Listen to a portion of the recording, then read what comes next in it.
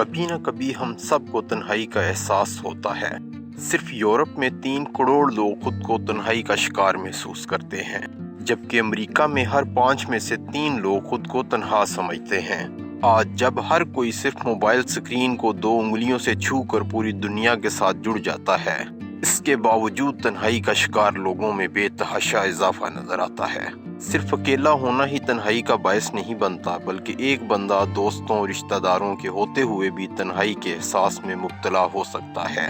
یہ احساس صرف دماغ میں ہی نہیں ہوتا، بلکہ یہ پورے جسم اور ذہنی حالت پہ گہرائی تک اثر انداز ہو سکتا ہے۔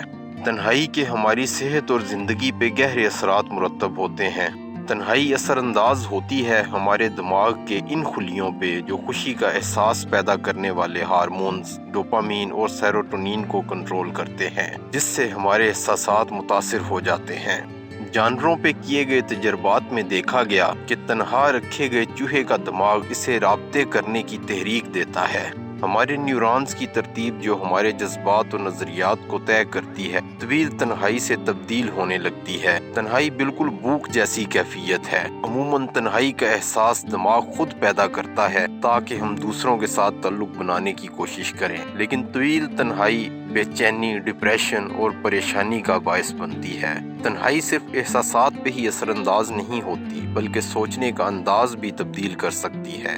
یہ ہماری ذہنی صلاحیتوں کو متاثر کر کے ہماری کارکردگی کو تیزی سے کم کرنے لگتی ہے، اور ساتھ ہی ہمارے سیکھنے کی صلاحیتوں کو بھی زنگ آلود کرتی ہے۔ تنہائی کی وجہ سے ہمارا خود پہ کنٹرول ختم ہونے لگتا ہے۔ ہماری زیادہ توجہ بری چیزوں کی طرف رہتی ہے، جس سے مزید منفی احساسات پیدا ہوتے ہیں۔ مثبت باتوں پہ توجہ دینے کی بجائے تنہائی ہمیں مجبور کرتی ہے کہ ہم منفی باتوں کی طرف متوجہ رہیں۔ یہ اب کوئی راز نہیں کہ ارد گرد کی صورتحال ہماری صحت پہ اثر انداز ہوتی ہے۔ دوستوں سے زیادہ عرصہ ناراضگی، محبت ٹوٹنے یا کسی نئی جگہ منتقل ہونے کے بعد کچھ وقت کے لیے خود کو بیمار محسوس کرنا عام بات ہے۔ اس کا ایک سبب تنہائی بھی ہو سکتی ہے، کیونکہ یہ ہمارے مدافعتی نظام پہ دباؤ ڈالتی ہے۔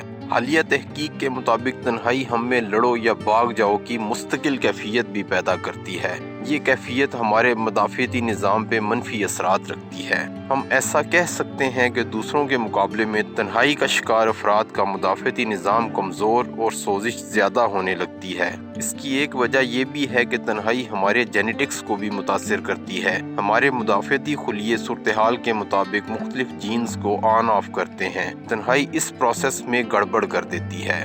جسم میں سوزش پیدا کرنے والی بیماریوں کا خطرہ بڑھ جاتا ہے۔ عام حالات میں سوزش کو اچھا کہہ سکتے ہیں، کیونکہ یہ بھی جسم کا ایک مدافعتی عمل ہے، لیکن طویل عرصہ رہنے والی سوزش مدافعتی نظام کو خراب کر کے بیماریوں کا سبب بنتی ہے۔ مدافعتی نظام اور تنہائی میں براہ راست کوئی تعلق ہے یا نہیں، اس پہ ابھی تحقیق ہو رہی ہے۔ ہماری ساخت بہت پیچیدہ ہے۔ ہمیں تنہائی کے باعث کئی طرح کے احساسات کا مشاہدہ ہوتا ہے۔ ایسا ممکن ہے کہ تنہائی کی بجائے ان میں سے کوئی احساس ہمارے مدافعتی نظام کو نقصان پہنچاتا ہو۔ کیا کبھی تنہائی کے شدید احساس میں ایسا ہوا کہ آپ آئس کریم کا پورا پیک کھا گئے ہوں؟ چوہوں پر کیے گئے تجربات سے معلوم ہوا کہ صرف انسان ہی پریشانی بھولنے کے لیے زیادہ کھانے کا سہارا نہیں لیتا، بلکہ چوہے بھی ایسا ہی کرتے ہیں۔ علیحدہ علیحدہ رکھے گئے چوہوں میں پہلے موٹاپا پیدا ہوا اور بعد میں ذیابیطس۔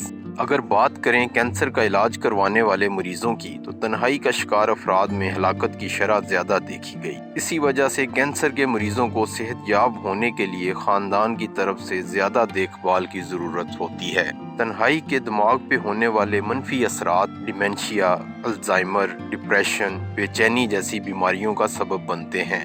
یہ بیماریاں مجموعی طور پر زندگی کم کرنے کا باعث ہیں۔ ضروری نہیں کہ سماجی تعلقات میں کمی ہی سے تنہائی کا احساس ہو، بلکہ یہ مفروضہ تنہائی بھی ہو سکتی ہے۔ اس کا مطلب یہ ہے کہ تنہائی کا شکار بندہ حقیقت میں اکیلا نہیں، لیکن اسے ایسا محسوس ہوتا ہے۔ اس کی وجوہات موروثی بھی ہو سکتی ہیں۔ پرورش کے حالات، ارد گرد کا ماحول، کسی کی ذاتی سماجی ضروریات، معاشرتی روایات میں سے بھی کوئی سبب ہو سکتا ہے۔ ارتقائی نقطۂ نظر سے انسانوں کو زندہ رہنے اور بچے پیدا کرنے کے لیے ایک دوسرے کی ضرورت ہے، تاکہ ان کا ڈی این اے آئندہ نسلوں میں منتقل ہوتا رہے۔ اس سے ہم سمجھ سکتے ہیں کہ ہمارے ذہن کو سماجی تعلقات کی اس قدر شدید بھوک کیوں ہوتی ہے۔ اس لیے ایسا ہو سکتا ہے کہ یہ خود جسمانی تکلیف پیدا کر کے ہمیں مجبور کرتا ہو کہ ہم تنہائی سے نکلیں اور لوگوں سے تعلقات بنائیں۔ تنہائی سے ہماری توجہ ہٹانے کے لیے ہمیں ایسی سرگرمیوں میں مصروف کر دے جن سے ہمیں خوشی کا احساس ہو۔